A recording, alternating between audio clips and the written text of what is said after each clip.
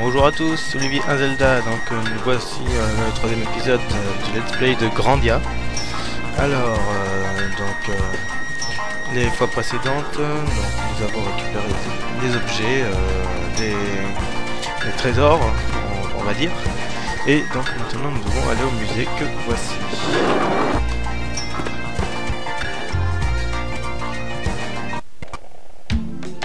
Bienvenue au musée du Général Baal consacré à l'évolution de l'archéologie nationale. Tiens, Justin et Sue, bienvenue. Vous êtes venus par le conservateur?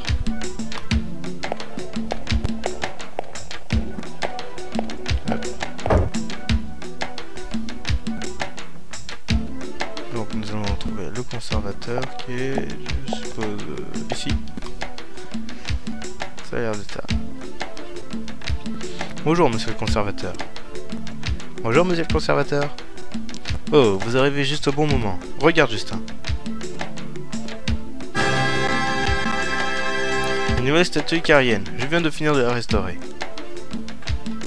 C'est bizarre. Mais... Super. Une statue d'un icarien? Je n'en ai jamais vu comme celle-ci. Oui, j'ai vérifié à Garlil. Elle aurait été trouvée dans les ruines de Dome, sur le nouveau continent Elantia. Les ruines de Dome? Les plus grandes du nouveau continent d'Elantia. J'aimerais bien y aller. Sûrement. Oui, c'est ce que tu cherches. Oui, c'est ce que tu cherches qui fait de toi un homme, Justin. Selon les mythes d'Angelou connus à Parme, les Icariens utilisaient les pierres d'esprit pour créer un monde idéal, avec des villes flottantes et des vaisseaux allant dans les étoiles. Des moteurs à vapeur perpétuelle. Le sanctuaire spirituel figé à jamais. Grand prêtre éternellement jeune. Vous avez fini tous les deux? Désolé Sue, une minute. Ok, mais juste une minute. Après tout, je suis compréhensive au fond. Hahaha.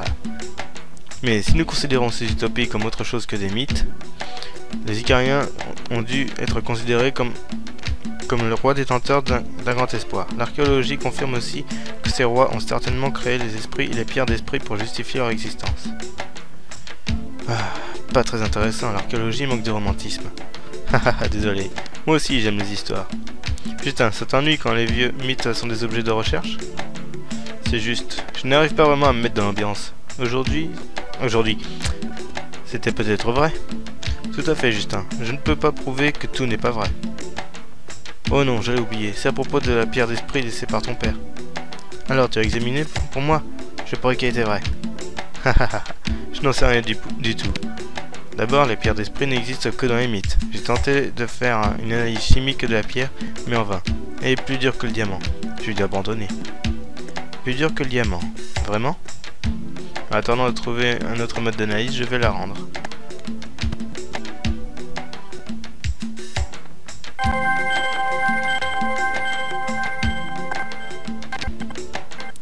Pierre d'esprit acquise. Si tu veux, tu peux essayer de l'analyser, Justin. Cela te donnera des indications. Quand tu auras fini de regarder la statue, viens dans mon bureau. J'ai quelque chose pour toi. Hahaha.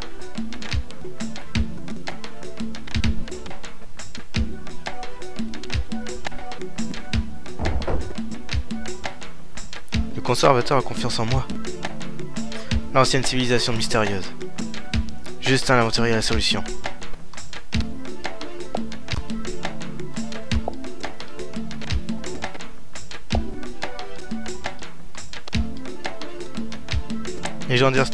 La légendaire statue icarienne découverte des ruines de Dome. J'imagine. Putain, je serais surprise que tu saches que les ruines de Dome sont les plus importantes de l'Elantia.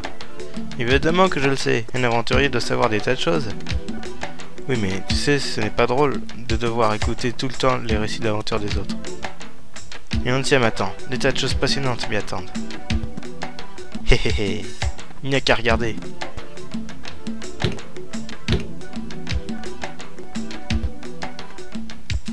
Un jour, je trouverai un Angelou que personne d'autre n'a été capable de découvrir. Oh!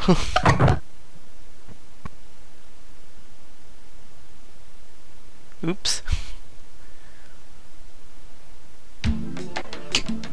Que fais-tu? Justin?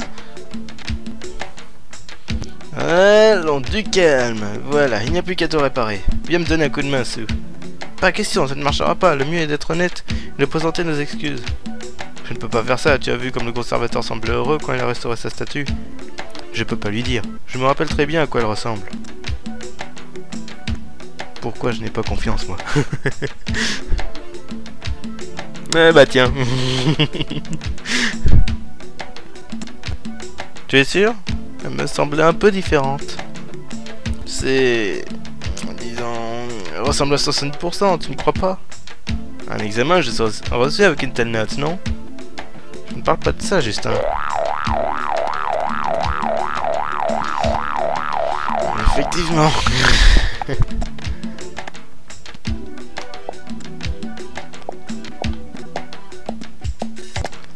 Bon.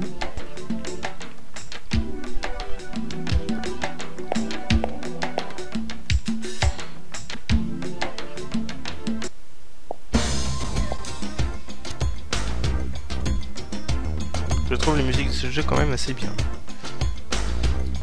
Ah, le voilà. Alors, oui, je sais, je me suis répété, mais bon. On ne sait jamais. Je le gardais dans la poche pour pouvoir te le donner et voir ton joli sourire. Monsieur le conservateur, que deviendriez-vous sénile en vieillissant? Tu as la langue bien pendue, toi. Bref, tiens.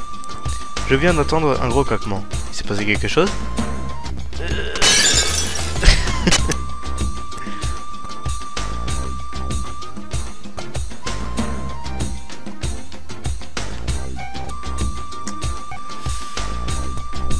Aïe aïe aïe. Que faire, Sue? Tu crois qu'il faut lui dire la vérité? Peut-être... c'est à toi de voir, je ne sais pas quoi faire.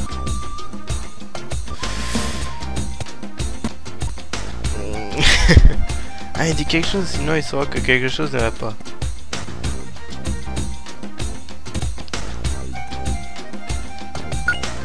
Non, rien du tout. Vraiment, vous êtes sûr que tout va bien? Vraiment, il ne s'est rien passé. Vraiment, vous êtes sûr que tout va bien? Ah, il répète ça en boucle. En fait, j'ai cassé la statue. Justin, tu es vraiment un marrant. Si tu as brisé la statue que je viens de finir de réparer, mon pauvre cœur ne le supporterait pas.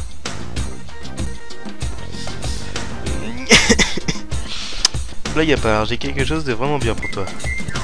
Super, qu'est-ce que c'est?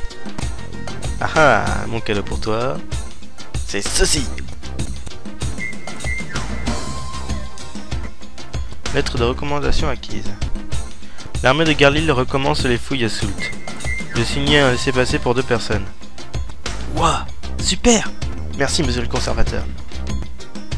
Super, Justin, hein? Toi qui tenais tant à visiter les ruines de Soult. J'aime vous voir sourire ainsi.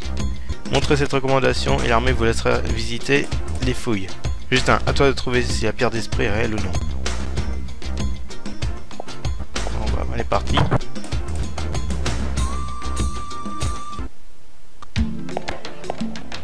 Et assez rapidement, parce que vu la bêtise...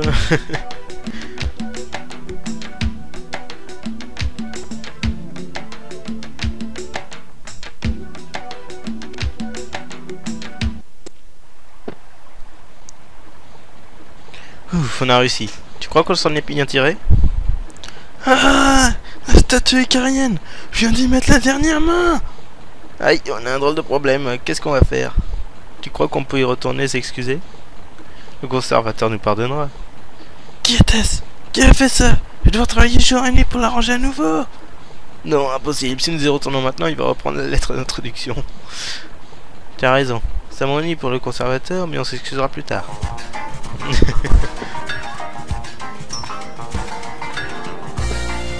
Vraiment un petit peu quand même quand je file.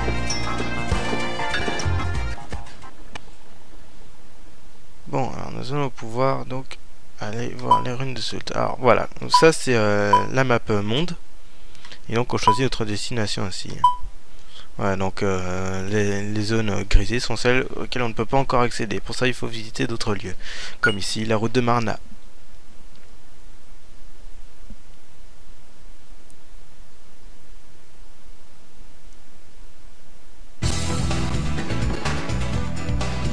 Voilà. Je sais que j'ai un peu perdu, mais bon.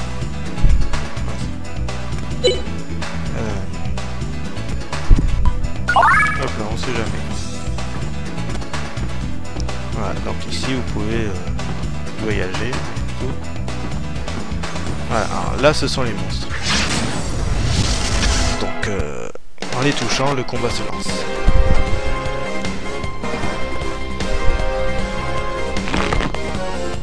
Voilà, donc on a le nom des monstres.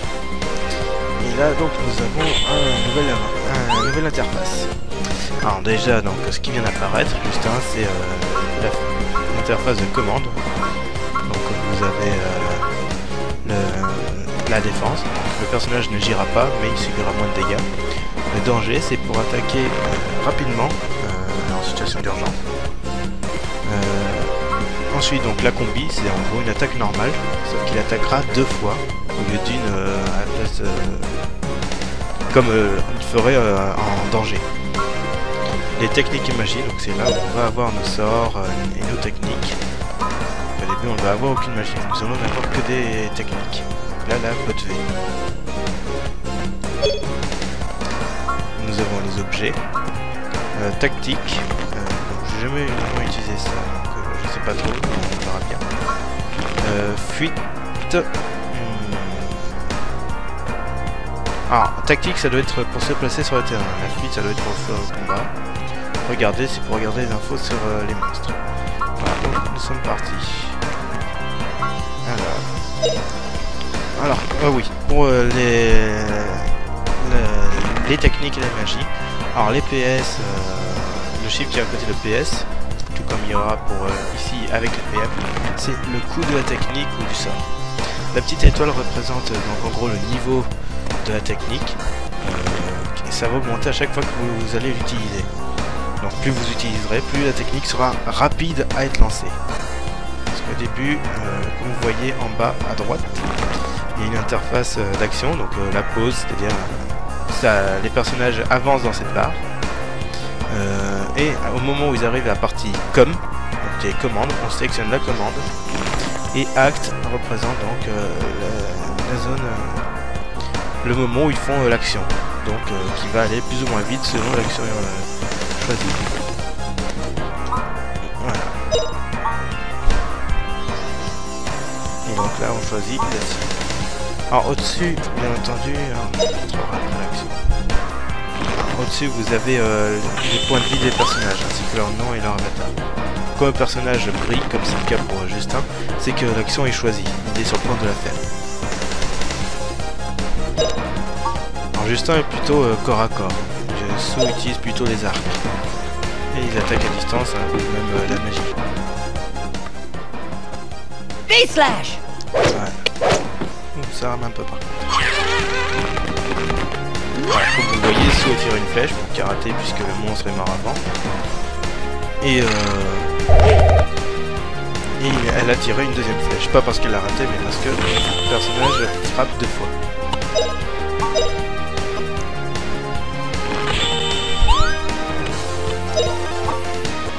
Voilà. Voilà, comme vous... Ensuite, donc, on voit les objets que laisse tomber. Et il y a un petit truc, un des personnages fera un mouvement un peu spécial à la fin. Et le personnage qui fera le mouvement dépendra de celui qui aura cheveux au dernier monstre. Ah, donc là, ça représente l'expérience dans chacun des éléments. Donc arme, feu, eau, air, terre. Donc plus vous y augmentez, plus l'efficacité dans ces éléments augmentera. C'est une fois arrivé à 100 que ça monte d'un niveau. Voilà, donc les techniques augmentent bien entendu l'arme, puisque c'est l'arme qui est utilisée pour les techniques, mais aussi les éléments pour certaines techniques qui utilisent aussi des éléments. Voilà, donc vous avez aussi l'expérience que vous avez gagnée et l'expérience qu'il vous faudra pour arriver au niveau suivant. Comme tous les RPG.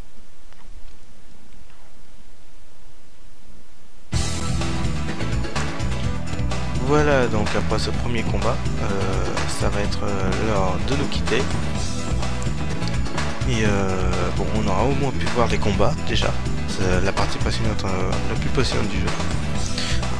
Avant de vous quitter, je vais juste vous parler des caractéristiques. Parce qu'il n'y a pas que l'arme et le feu, la terre, enfin les éléments qui augmentent. Il y a aussi le niveau de la maîtrise des armes. Par exemple, où est-ce que je peux voir ça? Voilà. Comme vous voyez, on a armes, niveau expérience 0, expérience 10 pour l'arc, etc. Et donc en fait, chaque niveau de maîtrise d'arme va augmenter des caractéristiques particulières selon le type d'arme utilisé. Enfin, le type d'arme qui est augmenté. Alors là, c'est des clous donc, que vous pouvez apprendre. Comme vous pouvez le voir en bas à gauche, comme je vous le disais, les épées pour Justin vont augmenter de 1 la force et de 2 la rapidité à chaque fois que ça va augmenter le niveau. Donc pour les masses, ce sera la vitesse et les points de vie. Non, si. Oh, excusez-moi. Pour l'épée, la force, la rapidité. Si je comprends bien. Les masses, c'est le point de vie et la vitesse. Rapidité, ça doit être pour la rapidité d'attaque, pour effectuer les actions, les attaques, etc. Et la vitesse, ça doit être pour se déplacer. Parce que, comme vous avez pu le voir, on se déplace en une technique d'attaquer un ennemi. Voilà, donc, ensuite, pour les haches, ça va être un point de vie et 2 en force pour chaque ennemi. Alors, à droite, nous avons donc Botv que nous connaissons déjà et des techniques qui sont en point d'interrogation qui en fait seront apprises quand les niveaux de maîtrise qui sont juste à côté seront atteints. Donc pour les magies, on ne peut pas les connaître encore parce que nous n'avons pas encore un seul élément, nous les apprendrons plus tard. Et donc c'est pareil pour Sue, hein.